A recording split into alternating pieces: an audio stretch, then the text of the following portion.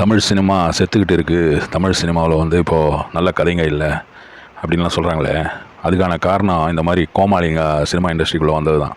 இவனை வச்சு இவ்வளோ பெரிய ஒரு ஷோவில், பிக் பாஸ் அப்படின்ற அந்த இவ்வளோ பெரிய ஒரு ஷோங்க அது, அந்த ஷோவில் வந்து இவனை வச்சு ஆக்ஷன் அப்படின்ற ஒரு வார்த்தையை சொல்ல வச்சாங்க பாருங்கள். அதுதாங்க கேவலம். இந்த மாதிரி விஷயங்களால் தான் வந்து இந்த மாதிரி ஆளுங்க வந்து படம் எடுத்தால் எப்படி இருக்கும்? நாய் நக்கின மாதிரி தான் இருக்கும். காதல் பட கிளைமேக்ஸ்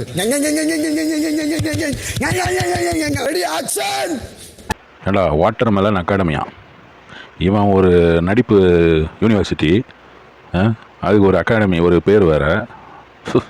பாலச்சந்தர், சரி போட்டோம், பாலச்சந்திர விடுங்க, அவர் வந்து ஒரு லெஜெண்டு.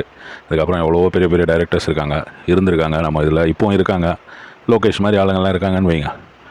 லோகேஷ் மாதிரி ஆளுங்களுக்கு இல்லை இந்த பெரிய ஆளாகிற டைரக்டருங்களுக்கு என்ன ஒரு பிரச்சனை ஆகும்னா, இவங்க வந்து 5 ஸ்டாரில் சாப்பிட ஆரம்பிப்பாங்க. முதல்ல வந்து ரோட்டு கடையில் சாப்பிடும்போது அந்த மக்களுடைய பல்ஸ் அவங்களுக்கு புரியும். அது வந்து மனசில் நிற்கிறதுனால மக்களுக்கு பிடிச்ச மாதிரியான படங்கள், அது மாதிரி விஷயங்கள்லாம் எடுப்பாங்க. இவங்க வந்து இந்த 5 ஸ்டாரில் சாப்பிட ஆரம்பிக்கும்போது என்ன ஆகும்னா, இவங்க புத்தி வந்து அப்படியே மழுங்கிடும். இப்போது என்ன மாதிரி ஒரு சின்ன ஒரு ஆள், ஒரு ஒன்றுமே இல்லாத ஒரு ஆள் கூட இந்த மேட்டரை பற்றி நான் எடுத்து பேசுகிறேன் அப்படின்னும் போது, பிக் பாஸ் டீம் மாதிரி இந்த பெரிய பிடிங்கிங்கெல்லாம் என்ன நினைக்கிறாங்கன்னா, பற்றியா எப்படி நம்ம மேட்ரு வைரல் ஆகுது, பற்றியா எப்படி மக்கள் வந்து நம்மளை பற்றி பேசுகிறாங்க பற்றியா அப்படின்னு நினைக்கிறாங்க. இப்போது உடம்பு பூரா அந்த ஸ்லம்டாக் மில்லியனரில் ஒரு சீன் வரும், பார்த்துருப்பீங்க. அந்த சின்ன பையன் வந்து அந்த ஆயில் விழுந்துடும், கக்கூஸ் அந்த ஃபுல்லாக மலம் இருக்கிற அந்த குழியில் விழுந்துட்டு அங்கேருந்து எழுந்திரிச்சு அந்த மலத்தோடு ஓடி வருவான். ஓடி வரும்போது எல்லோரும் வழி விடுவாங்க. அவன் வந்து அமிதாப் பச்சன்கிட்ட வந்து ஆட்டோகிராஃப் வாங்குவான். அந்த சீன் தான் வந்து எனக்கு இந்த எருமாடை பார்க்கும்போது, எருமாடுன்னு கூட சொல்ல முடியாது, அது ஒரு நோபலான ஒரு அனிமல்.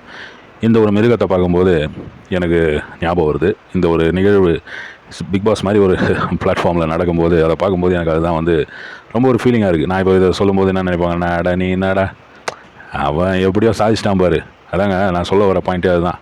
எப்படியோ சாதிக்கிறது வந்து அப்படி கிடையாது, அது சாதனை கிடையாது. அதுக்குன்னு ஒரு முறை இருக்குது, அதுக்குன்னு ஒரு, இப்போ மியூசிக் வந்து நல்லா இல்லைன்னா நம்ம கேட்க மாட்டோம்.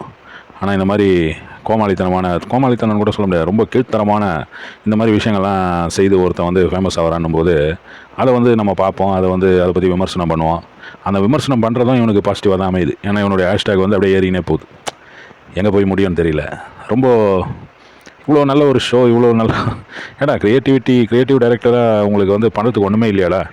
இந்த மாதிரி ஒரு ஆளை வச்சு இப்படி ஒரு இது பண்ணுமா? அதே மாதிரி அந்த பலூன் அக்கான்ற அந்த அரோரா அப்படின்றவங்க, அந்த மாதிரி ஆளெல்லாம் வந்து நீங்கள் வளர்த்து விடணுமா? நீங்கள் வந்து அந்த மாதிரி ஆளுகள்லாம் வந்து நீங்கள் சப்போர்ட் பண்ணணுமா?